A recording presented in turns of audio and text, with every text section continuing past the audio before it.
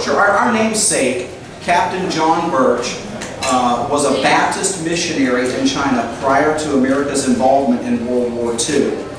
He had been born in India to missionary parents there, and when they moved back to the United States, John was raised from a young boy just outside Macon, Georgia. He was a bit of a prodigy, graduated high school very early, went on to the local community college, and then started taking language classes because he wanted to be a missionary to China. So he learned every dialect of Chinese and spoke it as fluently as the nationals. On the phone, he could pass as Chinese and nobody knew the difference. Over the radio, people he communicated with, till after the war was over, they had no idea they'd been communicating with an American the entire time. He was that fluent. He was very active in gospel preaching across China, had won an awful lot of respect. Now this is, again, prior to the U.S.'s involvement in World War II. So we get sucker punched on December 7th, and the following April, Colonel Doolittle and his pilots fly their raid over Tokyo. I'm sure most of you have enough World War II history to remember that. They weren't going to have enough fuel to backtrack and make it back to where they came from. There was no safe place to land. They knew this from the beginning. Very brave men. Ran until they ran out of fuel, bailed out over mainland China, which was occupied by the Japanese. At this time, John was eating in a restaurant. A Chinese local comes up to him and says, "If you're an American, come with me." Okay, so he finishes up, follows the guy outside. They walk along a distance, and there's a boat covered with a tarp. They pull back the tarp, open up the door on the boat, go below, and there's Colonel Doolittle and several of his pilots that had made it there. Why don't you guys know this? Well, the simple reason is that the academics and the media have shut this out because to draw attention to the name of John Birch, unfortunately, draws attention to the name of the society that was named after him, and they don't want that.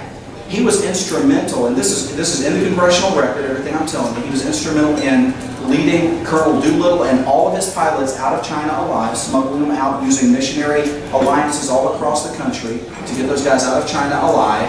When it came to the attention of Claire Chennault, General Claire Chennault, who was the leader of the Flying Tigers, he asked John to join the U.S. Army Air Corps. John wanted to come in as a chaplain. He said, "Oh, we've already got a couple of chaplains. What I really need is an intelligence officer. You understand the lay of the land, you speak the language, you're very intelligent. You can go and help to establish landing fields and strips that the enemies won't know about." Some of those landing strips were never discovered until after the war was over. John ran some very dangerous missions behind enemy lines, very heavily decorated.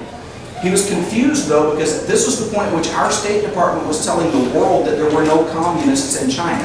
Mao Zedong and his followers were simply agrarian reformers. They were the other good guys. And John was real confused. He'd actually written home to his mother to say, "I don't know why our State Department's saying that. These guys are openly and obviously communists. And I plan to stay on after the war and continue preaching the gospel of Christ and exposing the communists."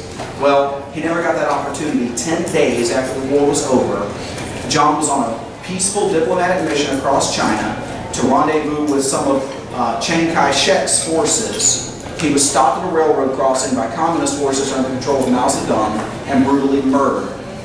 Our State Department spent your tax dollars to cover that up and keep the world from knowing about it. Because we were about to have to admit that, yes, there are communists in China. They just killed a decorated war hero, and we're not going to do anything about it except keep giving them guns, keep giving them money, and help them take over China, which is exactly what we did. Again, Claire Chennault found out about it.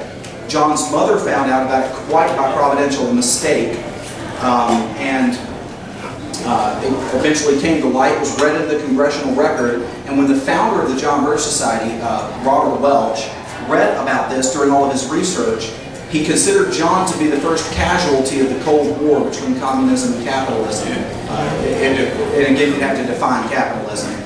But decided he was going to start an organization to resist collectivism in all of its forms, and asked John's parents if he could name it after their son, and they said, "Well, yeah, under one condition, we want to join." So they were two of our first members, John's parents.